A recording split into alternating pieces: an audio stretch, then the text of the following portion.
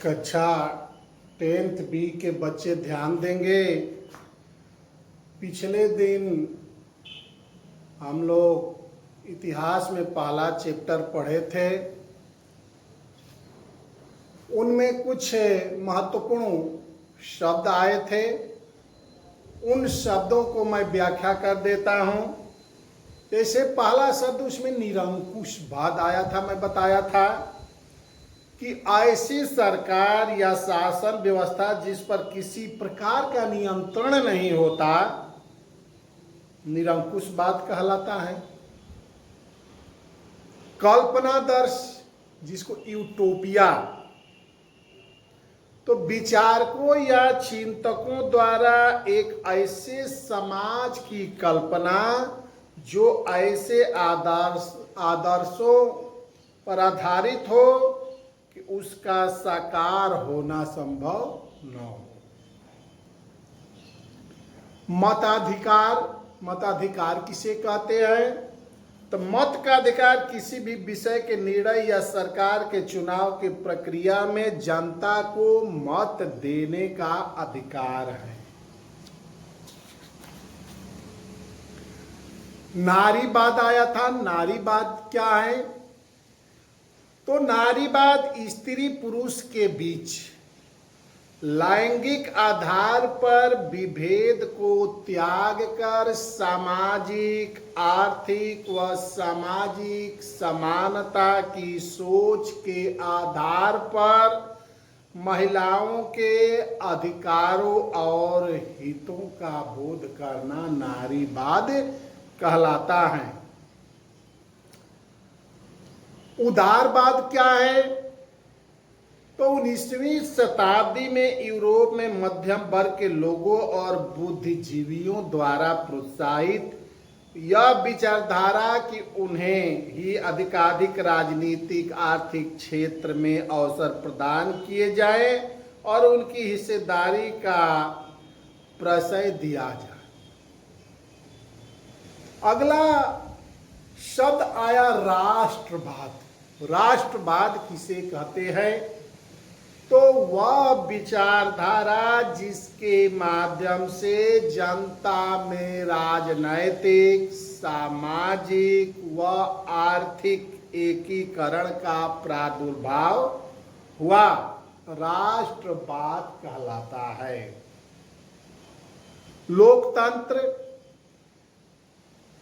इस व्यवस्था में सरकार को जनसाधारण स्वयं या उनके द्वारा चुने हुए प्रतिनिधियों के माध्यम से अन्य लोगों पर राज करना। संहिता क्या है?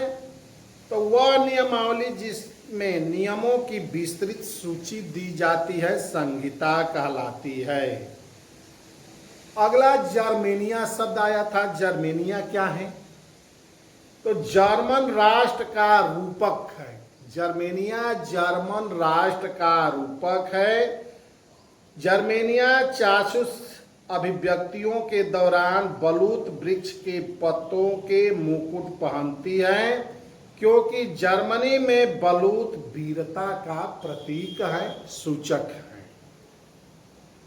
मरियान क्या है? तो फ्रांस में राष्ट्रीय भावना का रूपक नारी की वह छवि जो सिक्कों व डाक टिकटों पर अंकित की गई थी। साथ ही मरियान ईसाइयों का एक प्रचलित नाम है। बच्चों, आप कुछ छोटे छोटे प्रश्नों को देखेंगे हम लोग।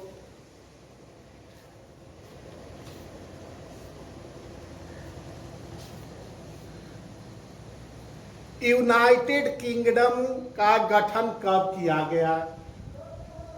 तो यूनाइटेड किंगडम का गठन 1707 ईस्वी में United kingdom of great Britain का गठन किया गया था।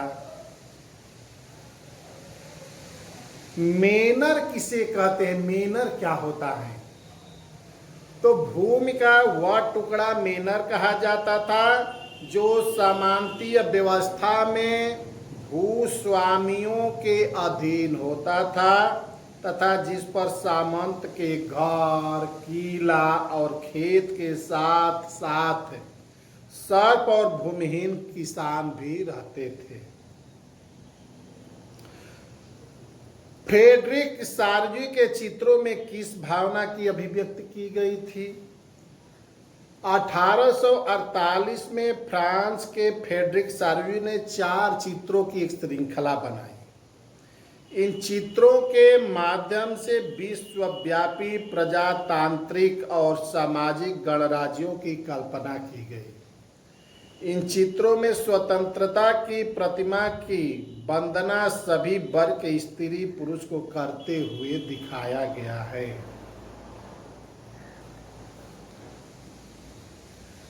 फ्रांसीसी क्रांतिकारियों ने कौन कौन से कदम उठाए जिससे फ्रांसीसी लोगों में सामूहिक पहचान की भावना पैदा हो सकती? तो उन्होंने निम्न कदम उठाए। उन्होंने एक नया फ्रांसीसी झंडा चुना, स्टेट जनरल का नाम बदलकर नेशनल असेंबली कर दिया, नई स्तुतियों की रचना की गई, शपथ ली गई, शहीदों का गुणगान किया गया। रक्तहीन और लोहे की क्रांति से आप क्या समझते हैं? तो बिस्मार्क ने प्रशा की संसद की अवहेलना करते हुए जर्मनी के एकीकरण हेतु रक्त और लोहे की नीति अपनाई।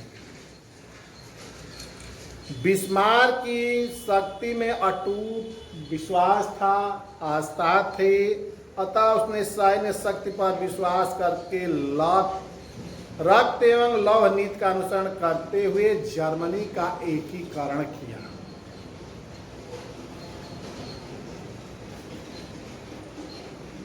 जर्मन पंचांग को कब और किसने बनाया? जर्मन पंचांग या तिथिक्रम का मुख्य पृष्ठ 1798 ईस्वी में पत्रकार एंड्रियास रेबमान ने डिजाइन किया था।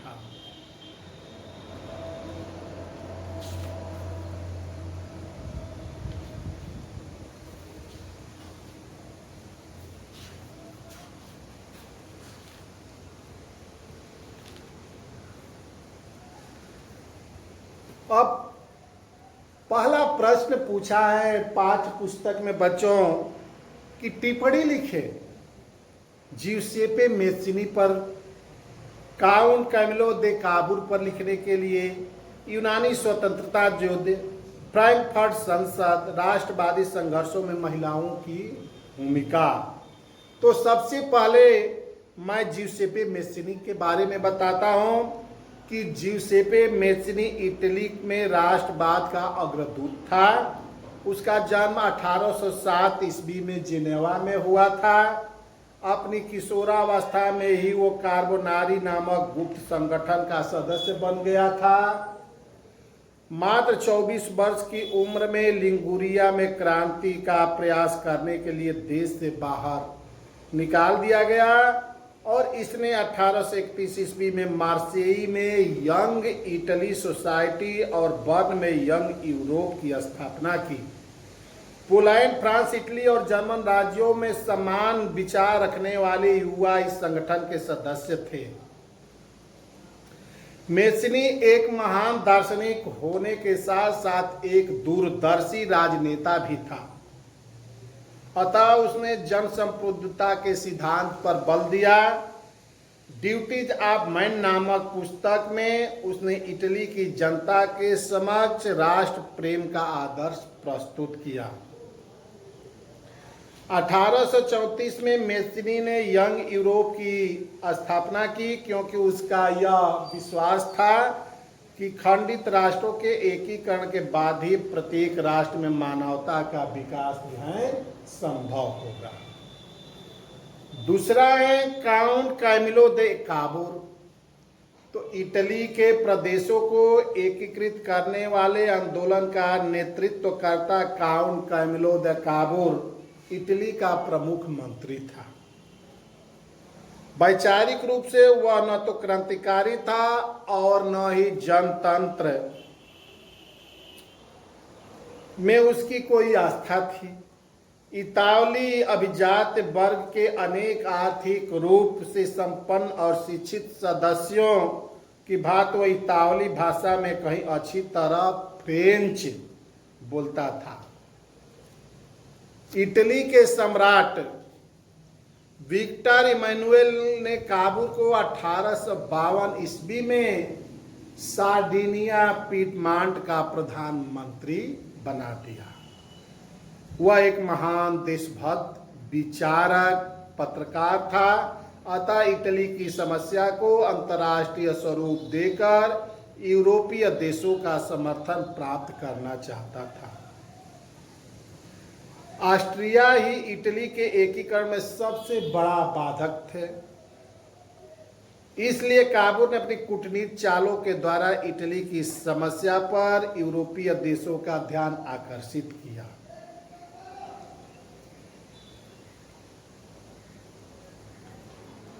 उसके बाद यूनानी स्वतंत्रता युद्ध है। उदारवाद और राष्ट्रवाद के विकास के साथ यूरोप में क्रांतिकारियों का युग शुरू हुआ। 19वीं शताब्दी में यूनान का स्वतंत्रता संग्राम भी राष्ट्रवादी भावना से ओतप्रोत था। यूनान में स्वतंत्रता संग्राम ने यूरोप के शिक्षित अभिजात वर्ग में राष्ट्रीयता की भावना का संचार भी किया। 1821 ईस्वी के आरंभ हो गया।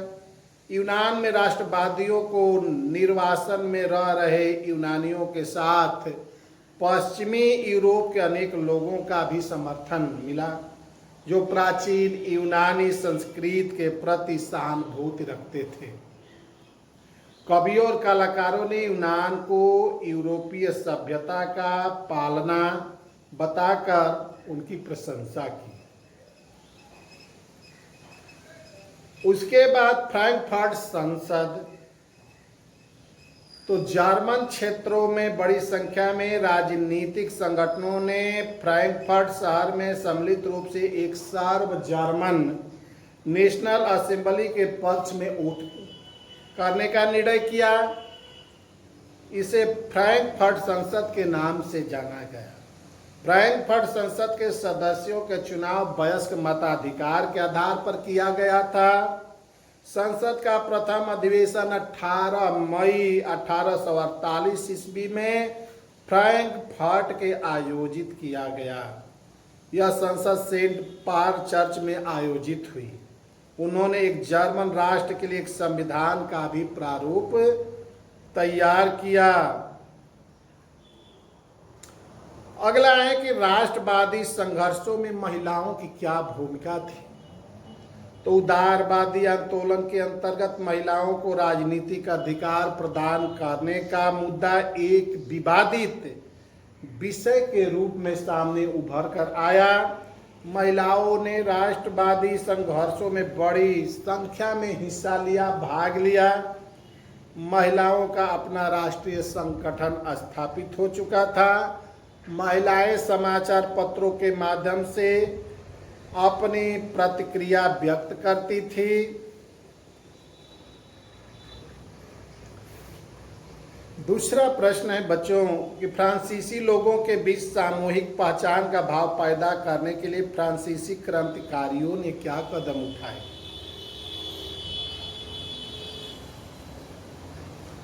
तो 1789 ईस्वी में फ्रांस की क्रांति हुई थी और फ्रांसीसी क्रांति के साथ राष्ट्रवाद की प्रथम अभिव्यक्ति हुई।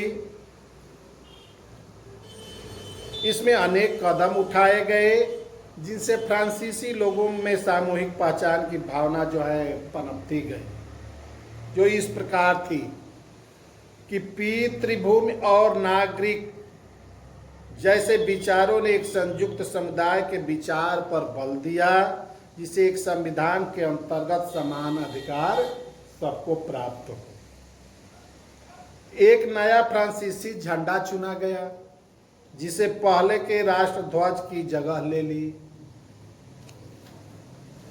स्टेट जनरल का चुनाव सक्रिय नागरिकों के समूह द्वारा किया जाने लगा और उसका नाम बदलकर नेशनल असेंबली रखा गया। नई स्तुतियां रची गई, शपथें ली गई, शहीदों का गुणगान हुआ। आंतरिक आयात निर्यात शुल्क समाप्त कर दिए गए। तौलने और नापने के लिए तरह तरह की व्यवस्था लागू की गई। पुस्तक का तीसरा प्रश्न है बच्चों कि मरियान और जर्मेनिया कौन थे। अभी मरियान और जर्मेनिया के बारे में मैं बताया था।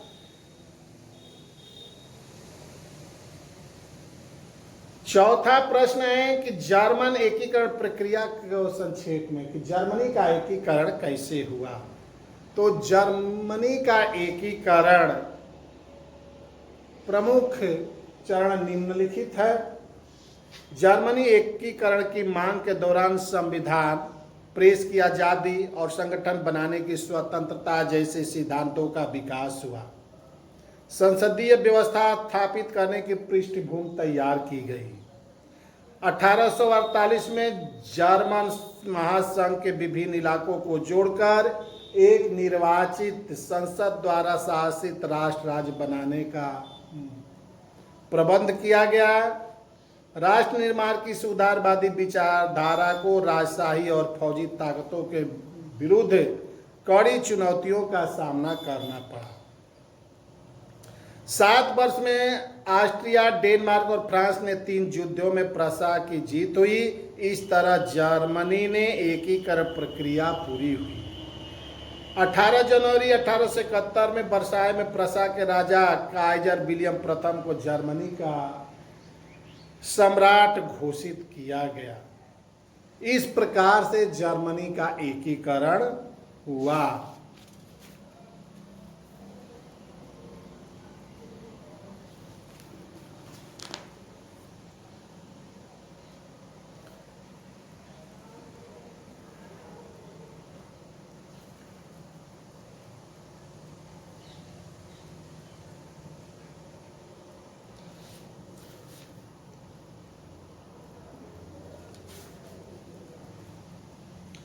उदारवादियों की 1848 ईस्वी की क्रांति का क्या अर्थ लगाया जाता था।